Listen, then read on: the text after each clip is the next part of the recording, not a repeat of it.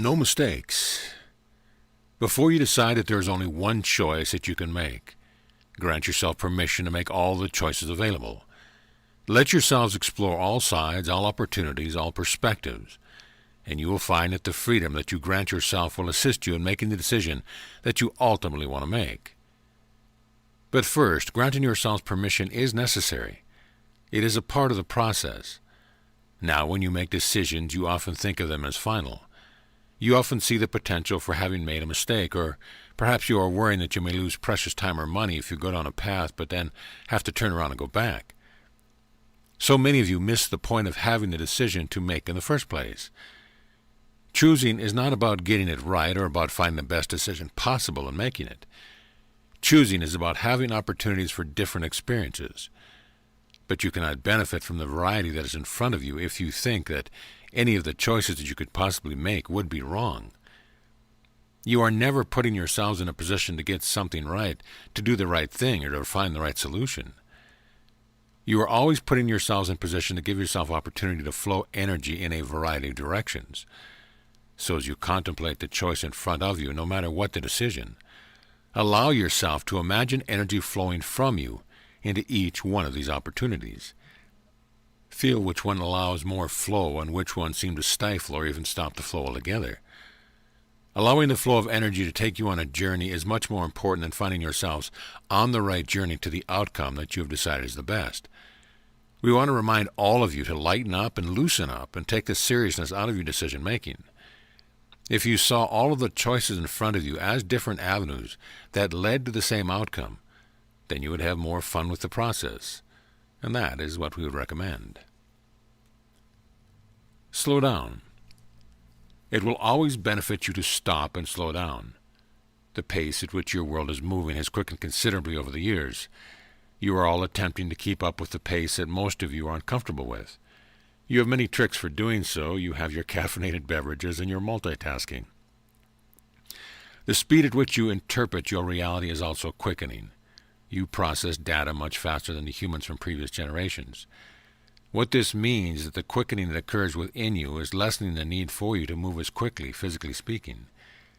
And yet, that is the area where so few of you are willing to slow down or even stop.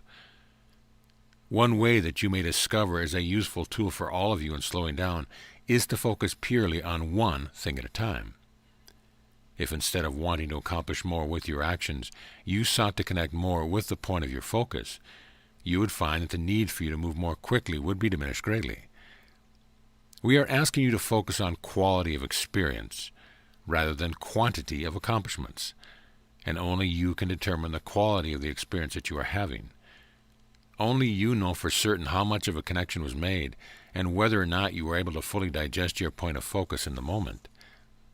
And when you decide to do so, when you decide to connect and slow down and integrate, you'll notice a difference in how quickly you feel you need to move and how little needs to get done.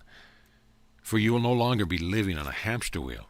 Instead, you'll be savoring each and every moment and each and every movement.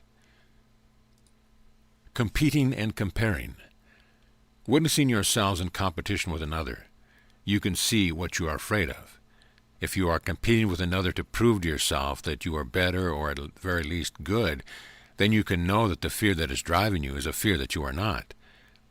When you see yourselves in comparison to another, and you are certain that the other is better than you in some way, you confirm your fears.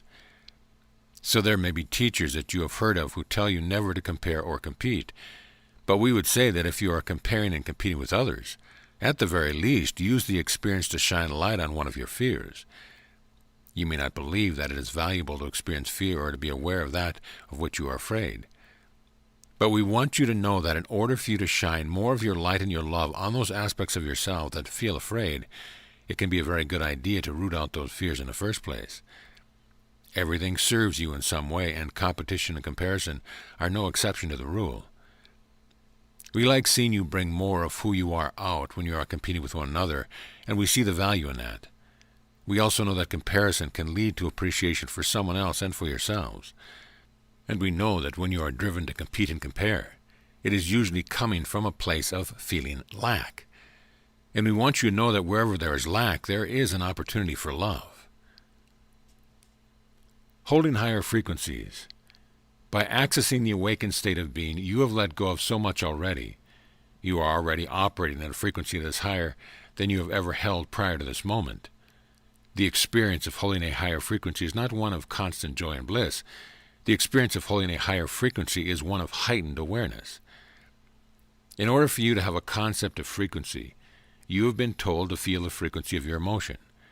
And while it is true that emotions that feel good are of a higher frequency, that does not mean that you will exist in good feeling emotions forevermore, just because you are operating at a higher frequency. Everything is relative, you see. So now that you are holding a higher frequency, your experience of sadness will be different. But just because you find yourself in sadness does not mean that you have dropped your frequency. It does not mean that you are regressing or backsliding because you feel anger or fear either. What is important for you to recognize is that all you will continue to feel a broad spectrum of emotions, even as you take on a fifth dimensional frequency state. To have less emotions to draw from and to experience life from would not be an aspect of your evolution. In fact, denying yourself access to certain emotions have been one of the reasons you have been able to stay in a lower frequency for so many lifetimes. Your newfound frequency ranges gives you a new experience of reality, a new experience of yourselves, and a new experience of what it means to be feeling an emotion. So treasure the experience of emotion because you are not releasing your ability to feel. You are deciding what it is that you resonate with at any given moment, and you are seeing yourselves more as the creators of your experience, an experience that includes a wide range of emotion. Who are you? In your own words, describe who you are. You know yourselves better than anyone ever will or ever can. So do your best to describe who you are. What is it that you immediately focus on when you consider who you are? Is it your age, your race, perhaps your occupation? We suspect that none of you chose to use these details to describe yourself. But interestingly enough, you use all of these details and more to limit yourselves from being who you really are. Who you really are is limitless, ageless, genderless, and nameless, and all that you are here is expressing through your physical vehicle. So we suggest that you let it. Take away all of your limiting descriptors, traits, and identifiers, and just be that which you really are without hesitation, without apologies. How do you do this, you might wonder? Start by letting go of the past. Your past includes your tendencies, your stories, your habits, and all of your beliefs. By letting go of all of that and allowing yourself to exist purely, as you are in this moment, you will notice that you feel unlimited. And you may also notice that you feel like expressing yourself in a way that you never have before. You may decide to pick up a paintbrush or to dance or sing. The truth is, it really does not matter how you express yourself, but it does matter that you express yourself. And it helps when you allow yourself to be all that you are, unrestricted, unlimited, and free to explore. Heaven on earth. Heaven and earth are not separate and never have been. Your beliefs about heaven have created this idea of separation from where you are, from who you are, and from what you are as physical beings. Your concept of heaven is perfection, the absence of evil. It is a holy place where only the most sacred and good beings may dwell. Sacred and holy are in the eyes of the beholder, and so is heaven. There is a prevailing concept of heaven that is the place where good people go when they die.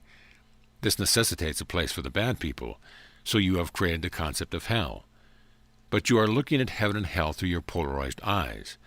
You are seeing these concepts in the only way that makes sense to all of you. We would like for you to bring heaven and earth together, not because earth needs to be altered in some way to make it more perfect, holy, or sacred. We want you to bring heaven and earth together because we know that it serves you all to see it as it truly is, and we want you to have the experience of heaven now. You are fully capable of doing this. It is only a matter of your willingness to accept that nothing has to get better, and that no one has to go away in order for you to experience heaven on earth. We are here with you, and we are seen as only existing in heaven. Those of you who are aware of our presence can expand on our frequency, and you will know that heaven exists in you here and now, and that you can taste, touch, and even smell the essence of source energy in every atom of your physical reality. You can create your heaven on earth as long as you are willing to allow all others to be there. We are Gabriel. We are senders of love.